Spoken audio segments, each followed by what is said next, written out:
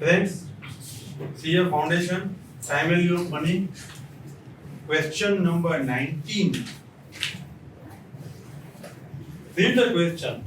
A certain sum invested at 4% per annum, compounded semi-annually, साल में 2 बार, k equal to 2, amount to 78,030, a equal to 78,030. At the end of 1 year, n equal to 1. Find the p. Normal formula. Compounded more than once in a year है, इसीलिए n k and 100k होगा. A equal to p plus I divided by 100 into k raised to n into k. Put the value, find the p, you will get the 75,000. कौन सी formula use करना है वही important है. Compounded more than once है, इसीलिए denominator में n raise to में k multiply करना पड़ेगा. 20 question. 16,000 invested, p equal to 16,000 at 10%, r equal to 10%. Compounded semi-annually, k equal to 2. Find the period. A दिया हुआ है, n फाइंड करना है. Put the value 18,522, 16,000. यहाँ पे multiply 2 and multiply 2. R equal to 10%. Simplify करो तो 1.05 raised to 2n. यहाँ पे सिंप्लीफाई करो 1.157625, 1.05 raised to 2n. फ्रेंड्स कैलसी लो, 1.05 मल्टीप्लाई करो. कितनी बार मल्टीप्लाई करते हो? 1, 2 and 3. That means 1.05 raised to 3 equal to 1.05 raised to 2n. Base similar है तो इंडेक्स भी सिमिलर होगा. 2n equal to 3. 3 है, कंपाउंडेड हाफ ईयरली है, उसको ईयर में कन्वर्ट करो तो 3/2 होगा. तो n equal to 1.5 year. Remember यहाँ पे कंपाउंडेड हाफ ईयरली था, n k था, इसलिए यहाँ 2n हुआ. तो ये 3 है ना, वो 3 इयर्स नहीं है, 2n का वैल्यू 3 है. तो n का वैल्यू फाइंड करोगे तो 3/2 होगा, 1.5 ईयर होगा. Friends, very important question. Derivable वाला question. That means creative question. इसी क्वेश्चन में आपको 3 MCQs पूछ सकते हैं. बेसिक क्वेश्चन पहले समझो. X बैंक ऑफ बड़ौदा में गया. 1 अप्रैल 2011 के दिन पॉकेट में 800 था. उसने अपना बैंक अकाउंट ओपन करवाया, उसमें 800 डाला. कंपाउंडेड क्वार्टरली था, 6% रेट ऑफ इंटरेस्ट था. 6 महीने के बाद 1 अक्टूबर के दिन उनको लगा अभी बैंक अकाउंट में मनी नहीं रखना है. पापा को डर लगा, बैंक अकाउंट में रहता तो कभी भी उठा के यूज कर देगा, एफडी में डाल दे. पापा ने बोला चल तुझे कल कितने ऐड करना है, एफडी में डाल दे. तो बैंक में गया X को मिला 824.18. वो बैंक में HDFC में गया, मुझे FD लेना है. HDFC वालों ने कहा 1000 से कम अमाउंट हम FD देंगे नहीं. पापा के पास गया, पापा आप FD बोल रहे हैं लेकिन 1000 तो मिनिमम चाहिए. पापा ने कहा कोई बात नहीं बच्चे, कितने कम पड़ रहे हैं मैं दे दूंगा. Additional amount added, additional amount added. 1006 month के लिए कंपाउंडेड मंथली HDFC में FD में डाल दिया. उसका अमाउंट मिला 1030.38. उसमें भी इंटरेस्ट मिला. तो थर्ड पॉइंट आपको पूछा है total interest earn. Total interest earn यानी जो बैंक अकाउंट ओपन करवाया था उसका इंटरेस्ट प्लस FD में रखा था उसका इंटरेस्ट, दोनों का टोटल. ये बेसिक क्वेश्चन एक्सप्लेन किया. Now read the A person opened an account on April 2011 with a deposit of 8,800. Deposit of 800. Account paid 6% interest compounded quarterly. 6% interest compounded quarterly and K equal to 4. Page number 4.16 का question है. Question सामने रखना. Now in कब आपने account open करवाया 1/4/11 on October 1 2011 he closed the account. अक्टूबर 1 को account close कर दिया. नोटिस पीरियड 1 अप्रैल से लेकर 1 अक्टूबर 6 मंथ यानी 0.5 ईयर यानी 0.5 year. A equal to 800 P 1 plus R divide 100 into K. This is N into K. Compounded quarterly K equal to 4. K equal to 4. अब amount कितना मिलेगा 824.18. 824.18. विधि what is interest 24.18. Now read the again. Close the account, added enough additional money to invest in 6 month time deposit. 6 month का time deposit के लिए 1000 invest करने के लिए अमाउंट ऐड किया है. 6% interest है and compounded monthly.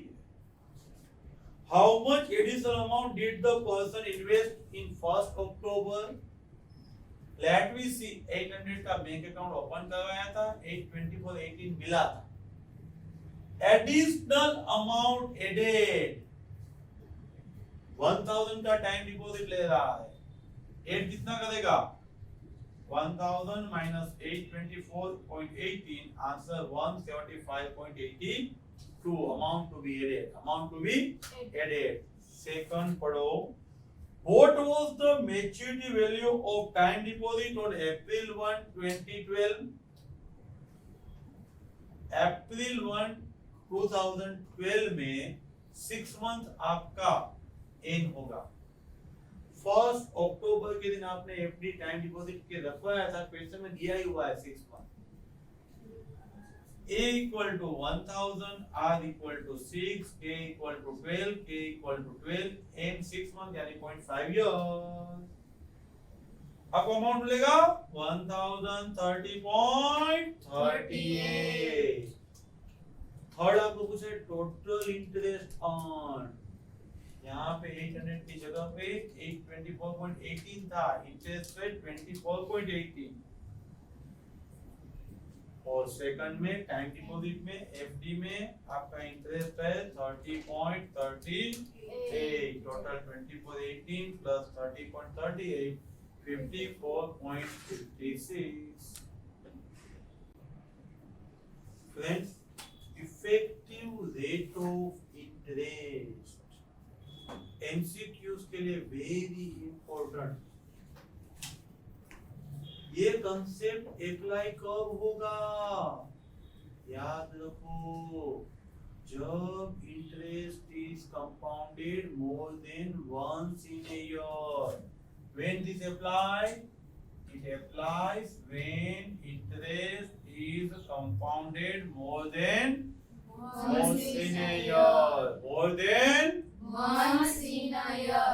जोर से बोलो more than once in a year. Yes. एक से ज्यादा बार जब आपका इंटरेस्ट कंपाउंड हो रहा है तभी यह कंसेप्ट अप्लाई होगा. Compounded half yearly, compounded quarterly, compounded monthly. Friends एक ही लाइन याद रखो. राधिका अटेंशन. एक ही लाइन याद रखो. Interest of 1 year 4 rupees 100. Effective rate of interest means what? Speak loudly. Interest of 1 year 4 rupees 100. 100 rupees का 1 साल का interest. That means effective rate of interest. Friends यह कंसेप्ट टफ क्यों लगता है? आपको P दिया होता है 5000, N दिया होता है 5 इयर्स, जिसका कोई मतलब ही नहीं होता। टोटल इंटरेस्ट पूछते हैं तो उसका मतलब होता है, वरना इफेक्टिव रेट ऑफ इंटरेस्ट में P 100 ले लो, N 1 ईयर ले लो। एक साल का 100 रुपीज का interest, that will be the effective rate of interest. P जो दिया है इग्नोर इट, N जो दिया है ignore it. Total interest find करने के टाइम कंसीडर करो, effective rate of interest find करने के टाइम नहीं। Friends, normal formula A equal to 100, bracket में क्या है 1 plus R divide 100 into K raise to N into K. हम एक एग्जांपल समझ रहे हैं। R equal to 10%, N equal to 1 year, K equal to 2, given there compounded half year, given there compounded half yearly है, तो K कितना होगा 2। यहाँ पे वैल्यू रख दिया, 100 always fix, 1 always fix, R लिखना है, N K लिखना है। R N K दो ही चीज इसमें लिखनी होती है, बाकी यही फॉर्मूला R दिया होगा 10%, 8% व्हाटएवर, K दिया होगा कंपाउंडेड हाफ ईयरली तो 2, कंपाउंडेड क्वार्टरली तो 4. कंपाउंडेड मंथली तो 12. वो वैल्यू रख दो। ये आया A, I equal to A minus P, 110.25 minus 100 10.25। Friends remember, percentage always 100 पे ही होते हैं, इसीलिए मैंने यहाँ पे P क्या लिया 100। परसेंटेज एक साल के लिए ही होते हैं। आप FD का इंटरेस्ट बोलोगे 8%, लोन का इंटरेस्ट बोलोगे 8%, तो पूरे साल का ही होता है, एक ही साल का होता है, इसलिए हमने N कितना लिया यहाँ पे 1 year. Example 23 and 22. Let me see first 22, page number 4.18. Read the 22. Rupees 5,000 invested in the term deposit scheme fetches the interest 6% per annum compounded quarterly. What will be the interest after 1 year? What is effective rate of interest? Friends, हमने effective rate of interest में देखा था 100 rupees का एक साल का interest, 100 rupees एक साल का 6% क्वार्टरली है, इसीलिए K इक्वल टू 4। आपका आंसर देखो, मिस्टेक मत करना, ये है वो तो A है 106.13 A, आपका I equal to A minus P यानी 106.13 माइनस 100 यानी 6.136। ये आया effective rate of interest 100 rupees का 1 ईयर का इंटरेस्ट। अभी देखो, आपको 1 ईयर का टोटल इंटरेस्ट पूछा है तो डायरेक्ट मल्टीप्लाई कर सकते हो, अदरवाइज नहीं कर सकते। 22, 23 दोनों में आपको 1 ईयर का इंटरेस्ट ही पूछा है, 2 साल का पूछा होता तो यहाँ पे 5000 लेके यहाँ पे 2 लेके नया क्वेश्चन काउंट करना पड़ता। रिमेंबर 1 ईयर का पूछा है, directly 5000 into 6.13% interest of 1 year 306.82. See the 23. Find the amount compounded interest and effective rate of interest. If the amount is 20,000, deposited in the bank for the 1 year, deposited in the bank for the 1 year, and rate of interest is 8%, compounded semi-annually. K equal to 2, K equal to 2, यहाँ जो K की value है वो आपको 2 लेना है, आज 8 आपको दिया हुआ है, तो आपका यहाँ पे I आएगा 8.16, 8.16 पूरे साल का 20,000 into 8.16%, 1632। Question number 24, page number 4.93. Good question. Which is better investment? 3% per year compounded monthly. Compounded monthly 3%. Compounded monthly है तो उसका मतलब कंपाउंड इंटरेस्ट ही हुआ, उसका मतलब कंपाउंड इंटरेस्ट ही हुआ। और 3.2% per year simple interest, 3.2% simple interest.